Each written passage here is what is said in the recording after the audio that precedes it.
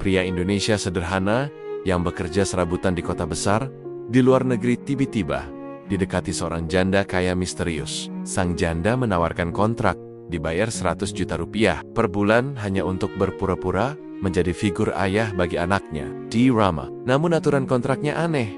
Tidak boleh bertanya soal siapa ayah kandung anak itu, dan tidak boleh masuk ke kamar pribadi. Sang janda, di balik kontrak itu ternyata tersimpan rahasia besar yang akan mengubah hidup pria ini sepenuhnya.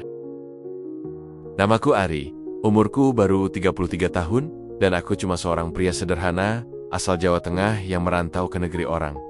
Pekerjaanku, ya seadanya saja. Kadang bersih-bersih taman, kadang bantu angkut barang di pasar lokal. Hidupku, kota ini keras banget. Setiap hari aku cuma mikir, asal bisa makan, tidur, dan kirim sedikit uang untuk orang tua di kampung.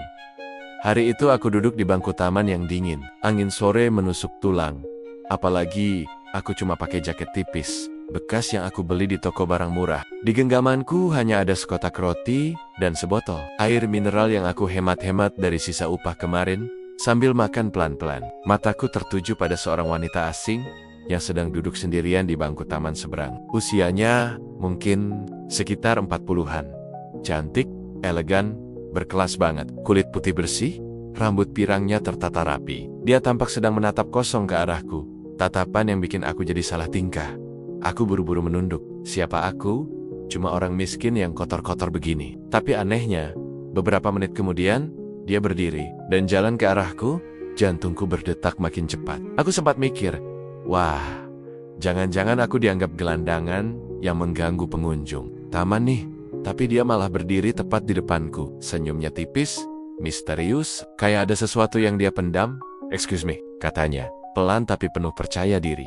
Aku langsung berdiri dan menunduk sopan.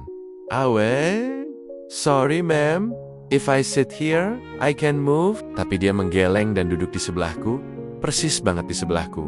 Padahal bangku panjang itu kosong. "Semua, nama kamu siapa?" tanyanya. Dalam bahasa Indonesia, aku kaget. Wajahku mungkin jelas banget, menunjukkan kebingungan. "Ah, saya Ari," jawabku gugup. Dia tersenyum. "Aku Clara," katanya sambil mengulurkan tangan. Tangannya dingin, tapi genggamannya hangat. Setelah itu, dia diam sebentar. Lalu dengan nada serius dia berkata, "Aku mau tanya, kalau aku bayar kamu 100 juta rupiah per bulan, mau nggak kamu jadi ayah pura-pura buat anakku?" Dia membatu. 100 juta? 100 juta rupiah sebulan? Angka itu bahkan lebih dari cukup untuk membiayai seluruh hidupku di kota asing ini.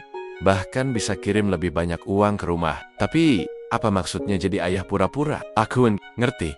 Aku belum pernah ketemu wanita ini sebelumnya. Kenapa dia tiba-tiba ngomong kayak gitu? "Maaf, maksudnya gimana bu?" tanyaku pelan, mencoba menjaga nada suara. Clara memandang jauh ke depan. Matanya menerawang, tapi terlihat ada sedih di sana. "Aku cuma minta kamu datang ke rumahku, temani anakku main bersamanya, duduk di meja makan. Aku cuma mau dia punya figur ayah di rumah. Walaupun hanya pura-pura," jelasnya lirih. Aku makin bingung, tapi entah kenapa, ada rasa kasihan juga, ada luka dalam yang terpancar dari cara bicaranya. Dia menoleh padaku lagi. "Kamu gak perlu tahu apa-apa. Aku cuma minta kamu, jangan pernah tanya siapa ayah kandungnya. Dan jangan pernah masuk ke kamar pribadiku." Itu saja. Aku gak bisa langsung jawab. Siapa yang bisa percaya dengan tawaran seperti ini? Seorang janda bule kaya tiba-tiba minta aku pura-pura jadi ayah buat anaknya? Ini antara kesempatan emas, atau ada yang gak beres. Clara seperti bisa membaca pikiranku. Dia merogoh tasnya, mengeluarkan dompet elegan, dan menarik selembar uang besar. "Kalau kamu setuju, aku bayar sebulan di depan. Sekarang juga," katanya sambil menyodorkan uang itu. Tanganku gemetar. Rasanya aku seperti mau bilang tidak, tapi 100 juta itu sudah ada di depan mata. Jumlah yang bisa mengubah hidupku. Dan saat aku menatap mata Clara, ada kesedihan yang dalam banget. Aku nggak tahu kenapa, tapi aku justru merasa aku harus membantu dia dan anaknya. Aku angguk pelan. "Baik, Bu, saya mau." Dia tersenyum tipis. Senyum yang entah kenapa kelihatan penuh rahasia. "Kita mulai besok, aku jemput kamu di taman ini jam 8 pagi. Katanya sebelum berdiri dan pergi. Meninggalkan aku yang masih duduk bengong, sambil terus menatap uang besar yang sekarang ada di genggamanku, dan di sanalah semuanya dimulai. Sebuah kontrak aneh yang kelak akan membuka semua rahasia yang bahkan aku sendiri nggak pernah sangka. Pagi itu aku bangun lebih cepat dari biasanya. Mataku masih sembab karena semalaman hampir tak bisa tidur.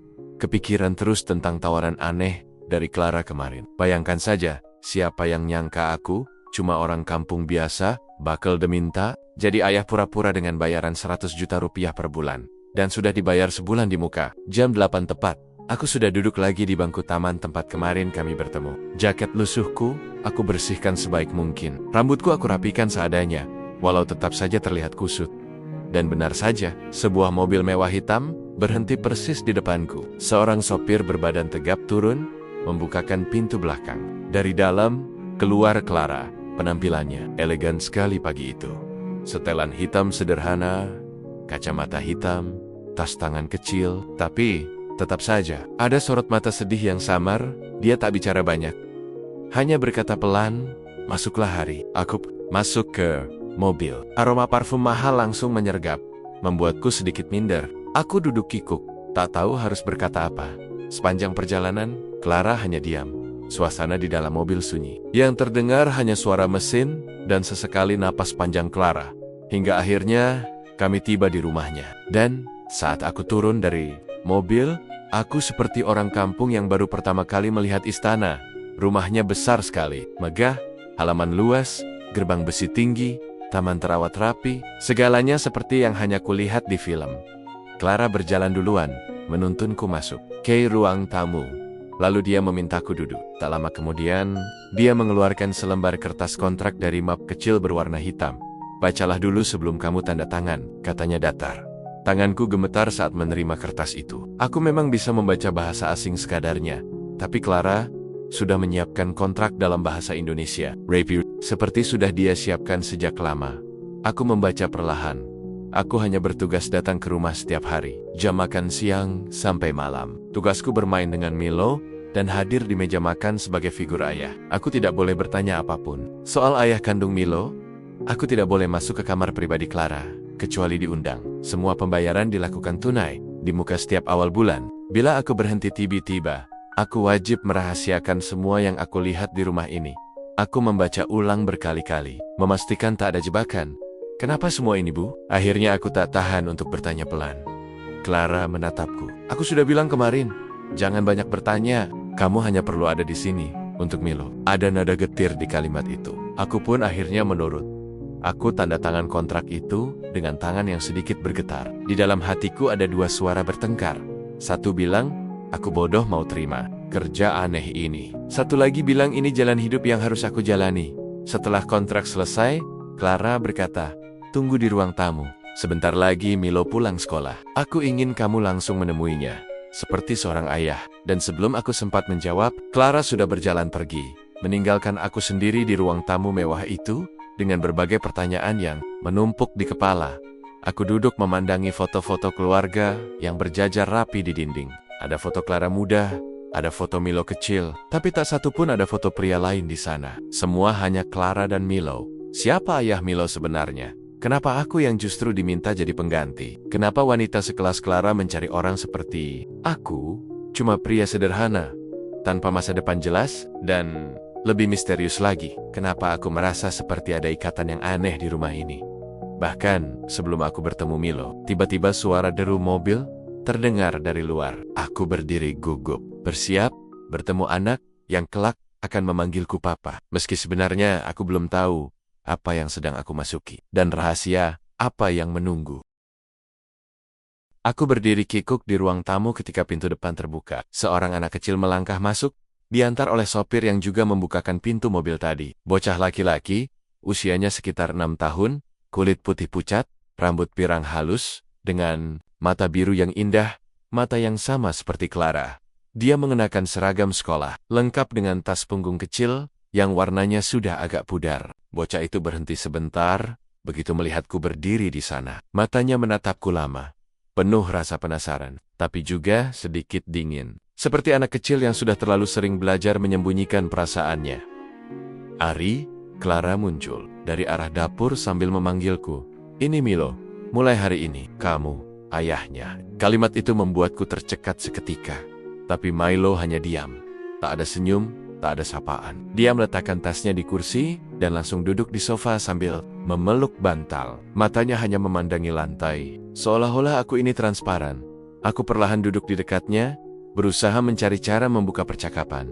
"Halo Milo, aku Ari," kataku dengan suara pelan dan hati-hati. Tak ada jawaban. Dia cuma mengangkat sedikit alisnya, lalu memalingkan wajah. Situasi ini canggung sekali. Aku menoleh ke arah Clara, berharap dia membantu. Tapi dia justru pergi begitu saja, masuk ke dalam kamar dan menutup pintu perlahan. Aku sendirian di ruangan besar ini, berhadapan dengan seorang bocah yang bahkan tak mau menatapku. Aku menarik napas panjang. Aku sadar, tugasku bukan sekadar hater. Aku harus berusaha jadi ayah yang baik, meskipun ini hanya pura-pura. Aku coba mendekat perlahan, mengambil mainan mobil-mobilan yang ada di meja kecil. "Kamu suka main ini, Milo?" tanyaku sambil mendorong mainan itu pelan ke arahnya. Milo hanya melirik sekilas, lalu menjauhkan mainan itu dengan ujung jarinya. Masih tanpa sepatah kata, aku mencoba tertawa kecil. Meskipun dalam hati rasanya, "Paddy, mungkin kamu lebih suka yang lain ya?" ucapku, berusaha tetap ramah. Beberapa jam berlalu dalam suasana dingin seperti itu. Saat makan malam pun Milo hanya diam. Bahkan ketika aku mencoba memulai obrolan ringan, Clara juga tak banyak baik. Dia hanya memperhatikan kami berdua. Tapi aku bisa melihat sorot matanya yang entah bagaimana, menyimpan kegelisahan yang besar, dan di tengah keheningan itu, aku mulai memperhatikan hal-hal aneh di rumah ini. Ada ruangan di ujung lorong lantai 2 yang selalu tertutup rapat. Ada juga lemari kaca penuh foto Milo sejak bayi. Tapi tak satu pun foto ayahnya. Aku juga melihat Clara sesekali mengintip dari balik pintu, seperti memantau bagaimana aku dan Milo berinteraksi. Tapi setiap aku menoleh, dia cepat-cepat bersembunyi. Suasana rumah ini begitu indah, mewah, tapi terasa dingin. Ada luka lama yang seperti memenuhi setiap sudutnya. Dan yang paling membuatku resah, kenapa Milo begitu dingin terhadapku? Bahkan seolah sudah terbiasa mengabaikan kehadiran ayah. Apakah sudah ada pria lain sebelum aku yang disewa seperti ini? Pertanyaan-pertanyaan itu terus menumpuk di kepalaku. Aku merasa ada rahasia besar yang disembunyikan Clara dari semua orang. Bahkan dari Milo sendiri. Malam itu, saat aku pamit pulang, Clara hanya berkata singkat, "Besok datang lagi jam 12. Jangan lupa, tetap ikuti semua aturan kontrak." Aku mengangguk, meskipun dalam hati terasa makin berat. Saat aku berjalan meninggalkan rumah itu, aku melirik ke jendela lantai 2. Aku sempat melihat Milo berdiri di balik tirai, menatapku dengan tatapan kosong, seperti ingin bicara, tapi tak bisa. Aku tidak tahu apa yang sebenarnya terjadi di rumah ini. Tapi yang jelas, aku merasa aku sudah masuk terlalu dalam, dan rahasia Clara serta Milo jauh lebih rumit dari yang aku kira. Hari kedua aku datang ke rumah Clara dengan perasaan campur aduk. Jujur saja, aku nggak tahu harus bagaimana menghadapi Milo.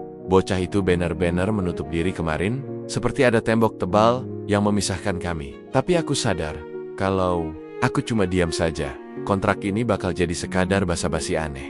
Aku harus mencoba lagi. Setidaknya untuk Milo, jam 12 tepat, aku sudah berdiri di depan pintu rumah besar itu. Sopir membuka pintu, dan Clara sudah berdiri di ambang pintu, dengan ekspresi wajah yang susah ditebak. "Masuklah, Ari," ucapnya singkat. Di ruang tamu, Milo sudah duduk di sofa. Dia memeluk boneka kecil beruang yang warnanya sudah agak lusuh. Kontras dengan kemewahan seisi rumah. Lagi-lagi dia hanya diam, tak menatapku. Bahkan tak sedikit pun bergeming saat aku menyapanya.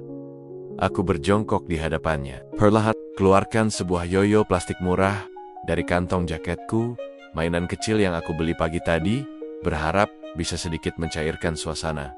"Hei Milo, kamu pernah lihat ini belum?" tanyaku sambil memutar yoyo itu perlahan untuk pertama kalinya. Aku melihat sedikit kilatan rasa penasaran di matanya. Meski tetap diam, dia menoleh dan mengamati yoyo yang aku mainkan. Aku coba beberapa trik sederhana yang sebenarnya cuma aku pelajari semalam dari video tutorial di HP bututku, dan pura-pura kesulitan. Aku sengaja melepaskan tali yoyo agar jatuh ke lantai. Dengan polos, aku berkata, "Wah, susah banget ya main ini, aku nggak bisa." Milo tetap diam, tapi tangannya perlahan bergerak. Dia mengambil yoyo itu, memegangnya dengan hati-hati, lalu mulai memainkannya sendiri. Aku tersenyum lega, walaupun dia belum bicara. Setidaknya hari ini ada respons. Dari jauh, aku bisa merasakan sorot mata Clara mengamati kami. Aku sempat melirik ke arahnya, dan untuk pertama kalinya, aku melihat senyumnya tipis, tapi jelas sekali ada rasa lega. Entah apa yang ada di pikirannya. Siang itu kami makan bersama. Milo duduk di sebelahku. Dan meskipun tak ada kata yang keluar dari mulutnya, dia tidak lagi menjauhiku seperti kemarin. Bahkan saat selesai makan, dia menarik ujung lengan bajuku, lalu menyerahkan boneka beruang kecilnya. Aku menerima boneka itu dengan hati-hati. Tante, Milo tersenyum kecil untuk pertama kalinya. Hati ini rasanya, aku nggak tahu kenapa aku merasa ada kedekatan khusus yang tak bisa dijelaskan.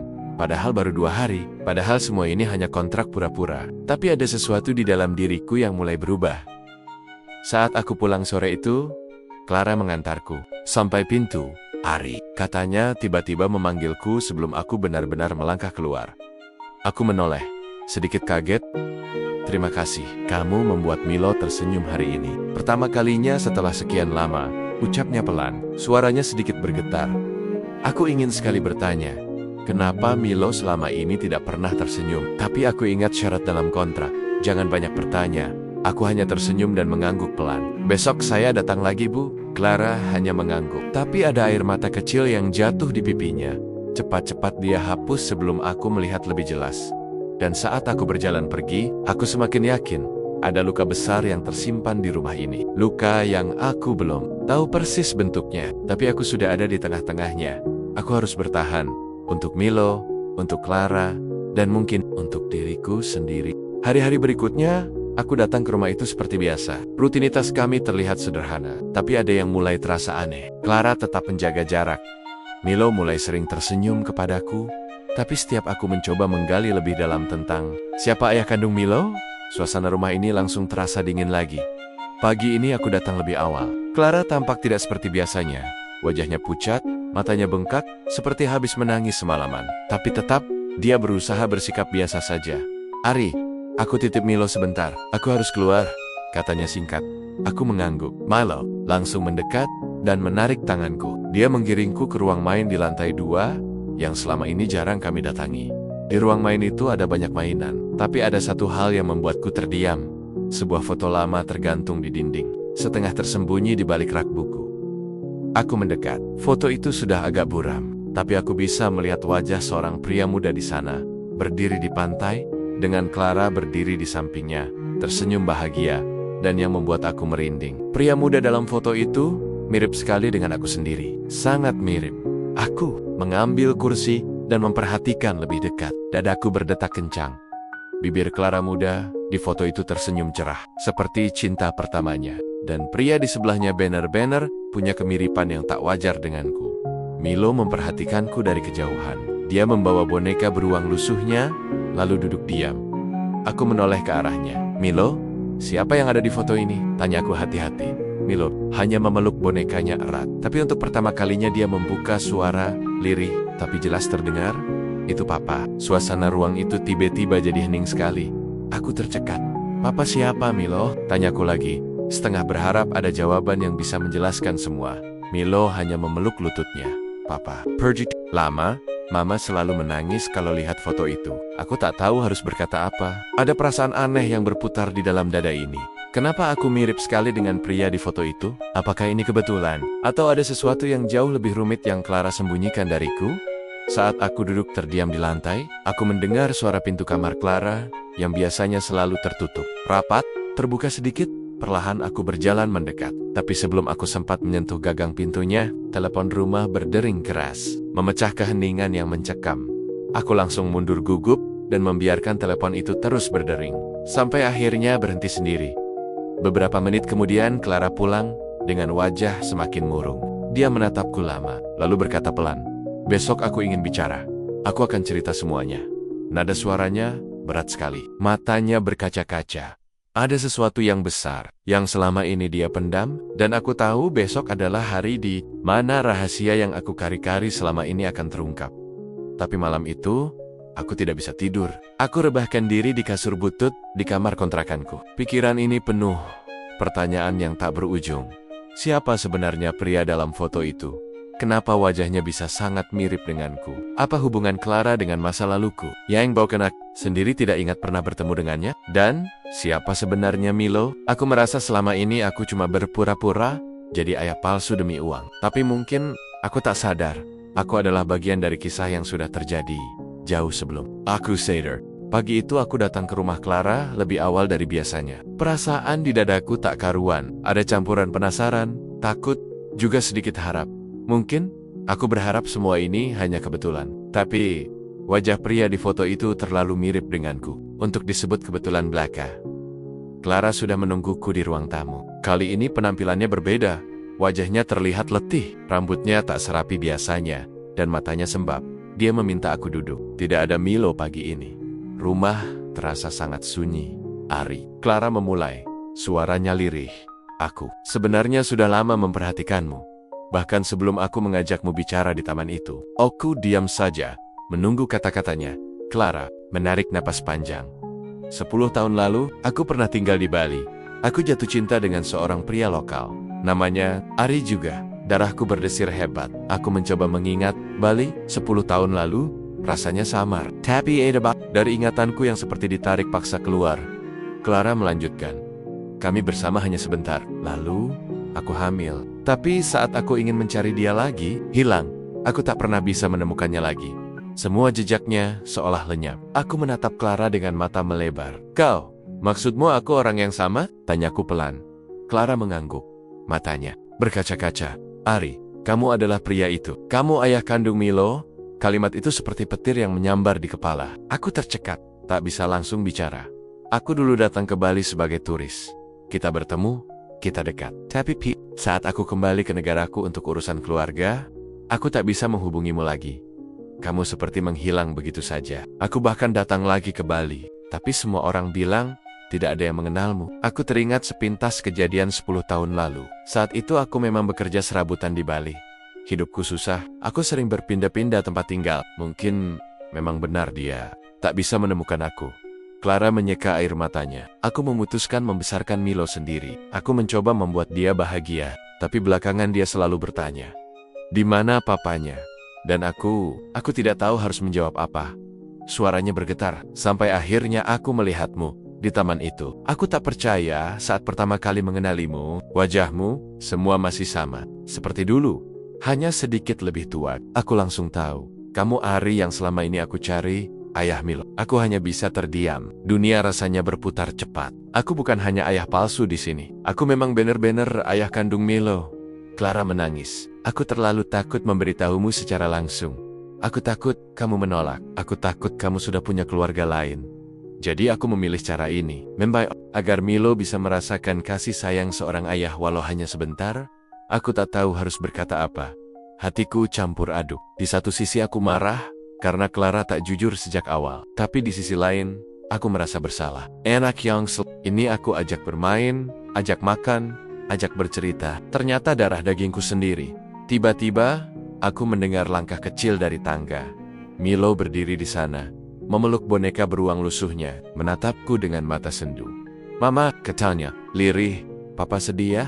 Air mataku akhirnya jatuh. Aku merentangkan tangan, dan Milo langsung berlari memelukku erat. Sangat erat. Aku mengelus kepalanya. Tak mampu berkata apa-apa lagi. Clara duduk di sofa, menangis tanpa suara. Sementara aku memeluk anakku sendiri, anak yang selama ini aku sangka hanya bagian dari kontrak pura-pura. Ternyata benar-benar milikku, dan saat itu aku sadar, uang 100 juta per bulan yang Clara janjikan tidak ada artinya dibandingkan ikatan darah ini. Aku tidak peduli lagi pada kontrak. Yang ada di pikiranku hanya satu. Aku ingin menjadi ayah sungguhan, bukan pura-pura. Hari itu jadi hari yang mengubah hidupku selamanya. Setelah Clara jujur tentang semuanya, aku pulang dengan perasaan yang tak bisa aku gambarkan. Campuran bahagia, hancur, bingung, sekaligus terharu. Sepanjang malam aku tak bisa tidur. Di kepalaku hanya ada wajah Milo, anak yang selama ini kupeluk sebagai anak pura-pura. Ternyata benar-benar anak kandungku, dan Clara, wanita yang aku anggap orang asing yang penuh misteri. Ternyata, sentilan cinta yang sempat hilang karena kehidupan yang berliku-liku. Besok siangnya, aku datang ke rumah itu bukan lagi sebagai orang yang hanya mengikuti kontrak.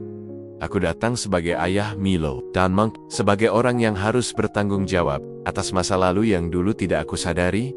Clara menyambutku dengan wajah lelah. Dia duduk di sofa, matanya bengkak, tanda dia habis menangis semalaman. Ari, aku ingin bicara lagi, katanya perlahan. Aku duduk di depannya, berusaha menenangkan diri. Clara menghela napas panjang.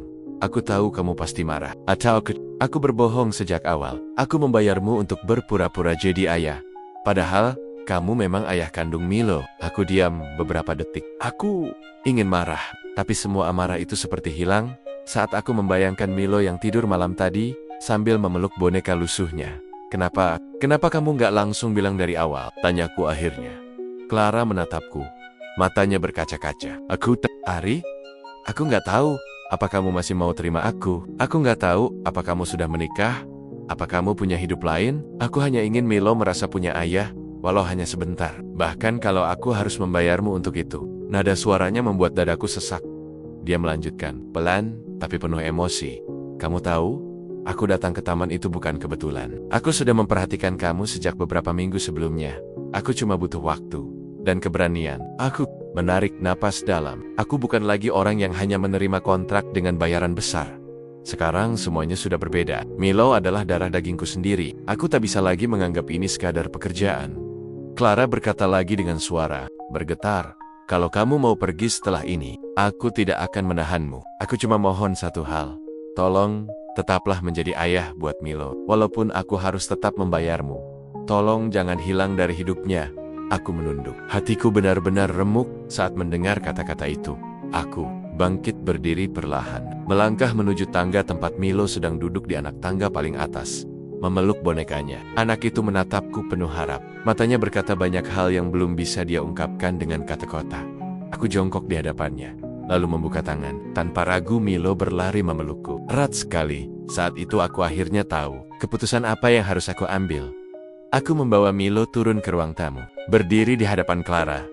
Aku menatapnya dalam-dalam, lalu berkata, aku nggak peduli lagi dengan kontrakmu. Aku nggak butuh 100 juta per bulan. Aku juga nggak mau cuma jadi ayah pura-pura. Aku ingin ada di sini sebagai ayah Milo. Beneran. Dan kalau kamu izinkan, aku juga ingin memperbaiki semuanya bersamamu. Clara menutup wajahnya dengan kedua tangan. Menangis keras. Air mata yang selama ini dia tahan akhirnya pecah. Tangisku juga ikut pecah. Sambil memeluk Milo erat-erat. Milo, Clara, aku akhirnya bisa saling menggenggam, bukan lagi karena kontrak, bukan lagi karena uang, tapi karena ikatan darah, karena cinta yang sempat hilang bertahun-tahun, tapi akhirnya ditemukan lagi. Sejak hari itu, semua berubah. Rumah Clara tidak lagi terasa dingin seperti dulu. Milo, anak yang dulu selalu diam dan memeluk boneka lusuhnya, kini lebih sering tertawa dan berlari-lari kecil ke pelukanku. Bahkan Clara perlahan melepaskan kesedihan yang selama ini membebani hidupnya. Aku, yang dulu hanya seorang pria miskin, yang duduk di bangku taman berharap ada pekerjaan demi bisa hidup sehari lagi, kini menemukan sesuatu yang lebih berharga. Dari uang, keluarga hari-hari kami berjalan sederhana, tapi penuh makna. Aku belajar menjadi ayah yang baik, meskipun semua terasa canggung di awal. Aku belajar menemani Milo sekolah, mendengarkan cerita-ceritanya, mengajarinya bermain layang-layang. Meskipun hanya di halaman rumah yang besar itu. Aku juga mulai memperhatikan Clara dengan perasaan yang tidak bisa aku dustai. Aku jatuh cinta lagi, tapi kali ini dengan hati yang lebih tulus.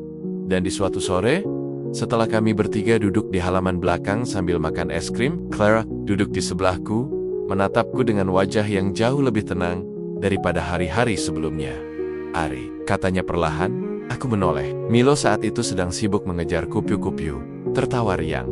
Aku sudah lama ingin bilang ini. Sejak semua ini dimulai, aku tidak pernah benar-benar ingin membayar kamu, Ari. Waktu aku menawarkan 100 juta rupiah per bulan itu, aku hanya cari alasan agar kamu tetap tinggal. Karena aku takut kalau aku jujur dari awal, kamu akan pergi begitu saja. Aku terdiam. Dalam hatiku ada perasaan aneh, lega sekaligus sedih. Ternyata, selama ini Clara juga sama takutnya sepertiku. Clara melanjutkan, suaranya bergetar. Dan sekarang aku tidak mau kamu tinggal di sini karena kontrak atau karena uang. Aku ingin kamu tinggal di sini karena kamu sendiri yang mau. Karena sayang sama Milo dan mungkin sayang juga sama aku. Aku tersenyum tipis, lalu menggenggam tangannya. Aku nggak akan kemana-mana, Clara. Aku mau tetap di sini, bukan sebagai ayah pura-pura, bukan karena kontrak, tapi karena ini rumahku. Kalian keluarga aku. Clara menutup wajahnya. Kali ini bukan karena menangis sedih, tapi karena lega, karena bahagia. Dan saat itulah Milo berlari ke arah kami sambil tertawa. Memeluk kami, berdua sekaligus. Di momen itu aku sadar, hidup ini memang penuh kejutan. Siapa sangka, hanya dalam beberapa minggu, aku yang dulu cuma pria sederhana yang hidup seadanya, kini punya rumah, keluarga, dan cinta yang sebenarnya sudah lama menunggu. Untuk ditemukan, 100 juta rupiah per bulan, aku tidak butuh lagi. Cinta Clara dan Milo, itu lebih dari cukup untukku.